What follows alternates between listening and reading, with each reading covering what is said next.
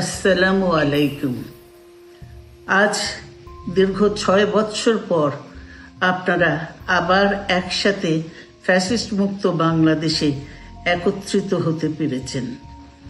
সেই জন্য আল্লাহর কাছে হাজার শুকরিয়া আদায় করছি।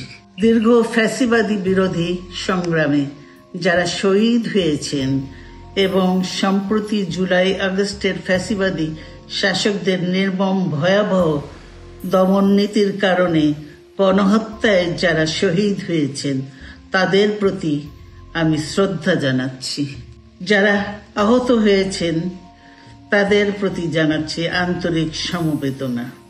আমি চিকিৎসার কারণে যুক্তরাজ্যে অবস্থান করলেও আমি সব সময় আপনাদের পাশেই আছি।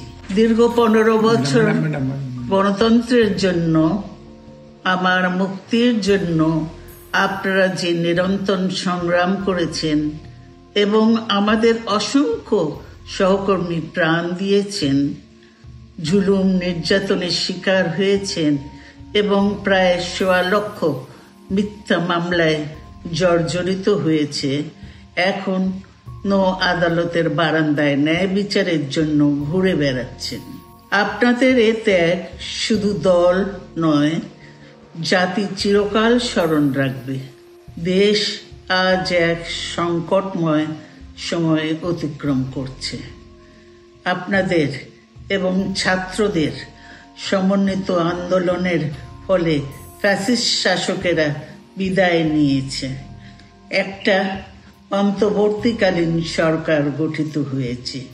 তাদের কাছে জনগণের প্রত্যাশা রাষ্ট্র মেরামতের ন্যূনতম সংস্কার দ্রুত সম্পন্ন করে গণতান্ত্রিক ব্যবস্থায় ফিরে যাওয়ার জন্য সকলের কাছে গ্রহণযোগ্য একটি নির্বাচন অনুষ্ঠান সম্পন্ন করা।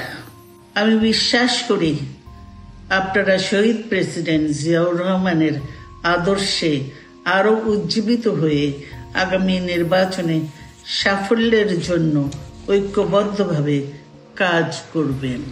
এমন কোনো কাজ করবেন না যাতে আপনাদের এত দিনকার সংগ্রাম, আত্মত্যাগ বিফলে যায়। আমাদের সব সময় শহীদ প্রেসিডেন্ট জিয়াউর রহমানের সেই উক্তি মনে রাখা দরকার, ব্যক্তির চেয়ে দল বড়, দলের চেয়ে দেশ। বাংলাদেশের সর্বস্তরের মানুষ, বিশেষ করে তরুণ সমাজ আজ এক ইতিবাচক গণতান্ত্রিক পরিবর্তনের জন্য উন্মুখ হয়ে আছে। ক্ষুদ্র ক্ষুদ্র সংকীর্ণতা ভুলে দেশ ও জাতির বৃহত্তর স্বার্থে আমাদের কাজ করতে হবে। এখনো ফ্যাসিস্টদের দোসররা এবং বাংলাদেশের শত্রুরা গণ অভ্যুত্থানের মাধ্যমে প্রাপ্ত অর্জনকে নস্যাৎ করার জন্য গভীর চক্রান্তে লিপ্ত রয়েছে। ইস্পাত কঠিন ঐক্যের মাধ্যমে জনগণকে সঙ্গে নিয়ে এবং চক্রান্তকে ব্যর্থ করে দিতে হবে। গণতান্ত্রিক বাংলাদেশ বিনির্মাণের জন্য আমাদের সকলকে একযোগে কাজ করতে হবে।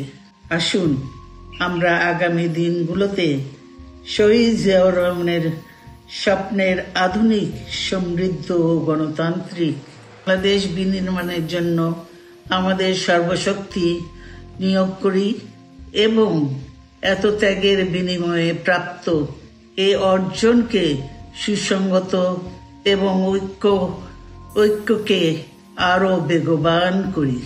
আমি যুক্তরাজ্য থেকে অসুস্থ অবস্থায় আপনাদের আহ্বান জানাতে চাই, আসুন জনগণকে সম্পৃক্ত করে বাংলাদেশ জাতীয়তাবাদী দলকে পূর্বের ন্যায় আন্দোলন, সংগ্রাম ও রাষ্ট্র পরিচালনায় নেতৃত্ব প্রদানে আরো ঐক্যবদ্ধ এবং সুসংগতভাবে গড়ে তুলি।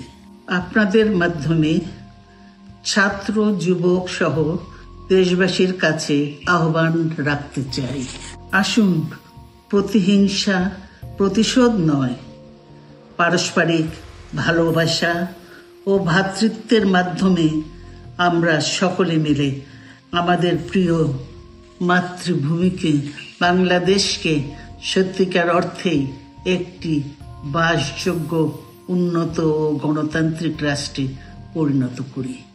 আল্লাহ হাফেজ। বাংলাদেশ জিন্দাবাদ।